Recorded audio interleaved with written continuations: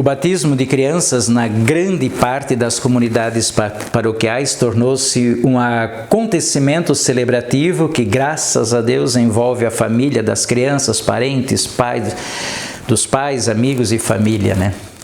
Tornou-se um acontecimento para ser celebrado dentro da paróquia. E isso é muito bom. Nessa Lexio Litúrgica, eu gostaria de refletir com vocês sobre o papel dos pais, do pai e da mãe, na liturgia durante a celebração do batismo de seu filho e de sua filha. Antes da reforma litúrgica, aqui nos situamos no começo da década de 1960, 1963, se quisermos ser precisos, havia a prática pastoral de batizar a criança tão logo a criança nascesse. Sai da maternidade e vai direto para o batismo. O motivo de tal atitude pastoral era a mortalidade infantil dos nascituros. E para não correr o risco de o filho ou a filha de católicos morrerem sem o batismo, a Igreja incentivava a batizar as crianças tão logo ela nascesse. Essa prática pastoral impedia, evidentemente, a presença das mães nos batizados de seus filhos e filhas. Como a recuperação do parto era demorado, na maior parte das vezes com a duração de 40 dias, que era o tempo que se denominava como resguardo, os filhos e as filhas eram levados pelo pai, às vezes acompanhado dos avós, e eram levados também pelos padrinhos e madrinhas. A mãe ficava em casa porque estava de resguardo. No ritual do batismo de crianças, não somente se prevê a presença dos pais, do pai e da mãe, como também o ritual dedica aos pais, ao pai e à mãe atividades celebrativas. Reconhece que os pais têm uma função litúrgica na celebração batismal de seus filhos e filhas.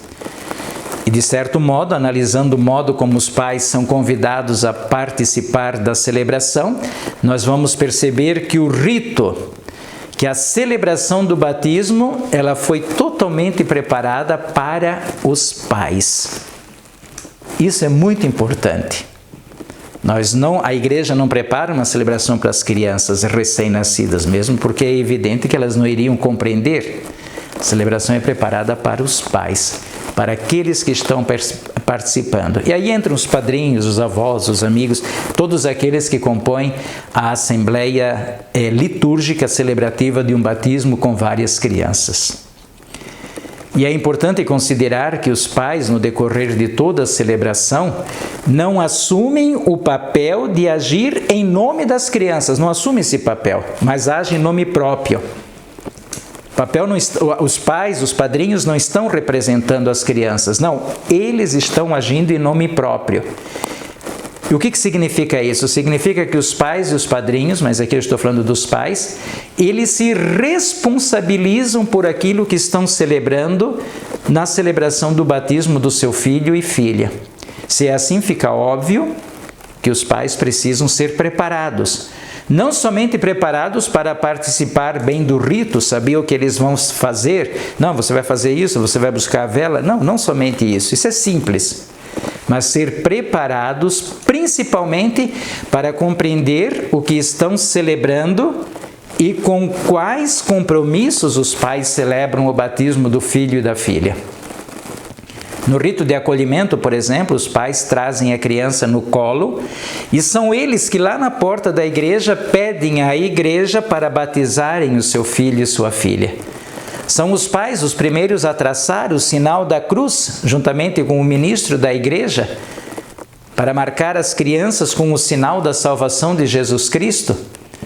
São os pais que seguram a criança no colo até o momento do batizado, quando então eles vão entregar as crianças aos padrinhos, E esse é um gesto muito bonito, aqui, esse é o meu filho, agora eu estou entregando o meu filho, a minha filha, para que você me ajude a ser responsável na vida cristã dessa criança. Além disso, existem dois ritos que merecem destaque no que tange a participação dos pais no momento celebrativo do batismo de crianças.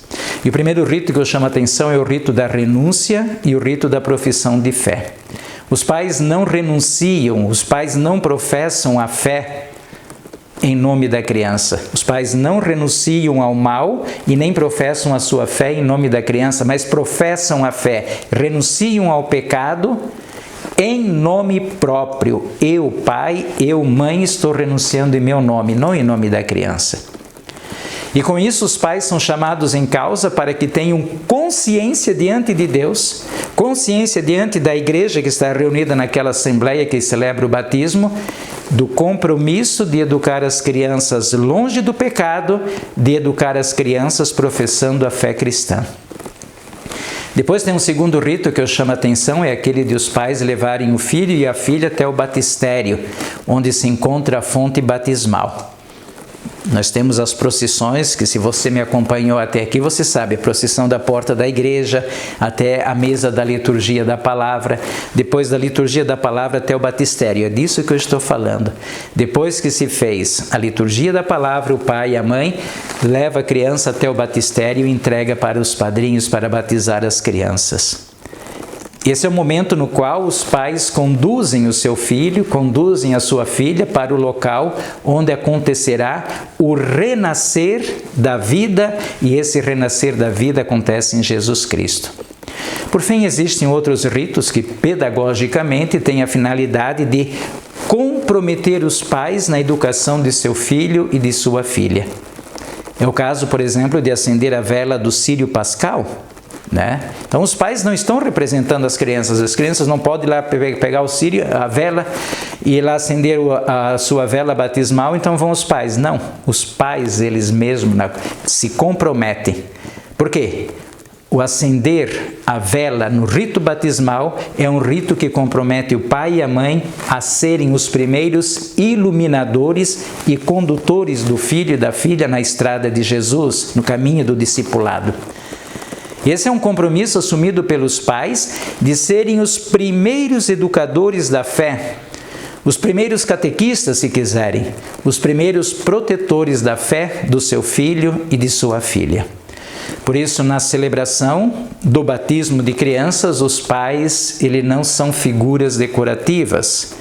O pai e a mãe participam e assumem a responsabilidade de conduzir o seu filho, a sua filha, no caminho do Evangelho.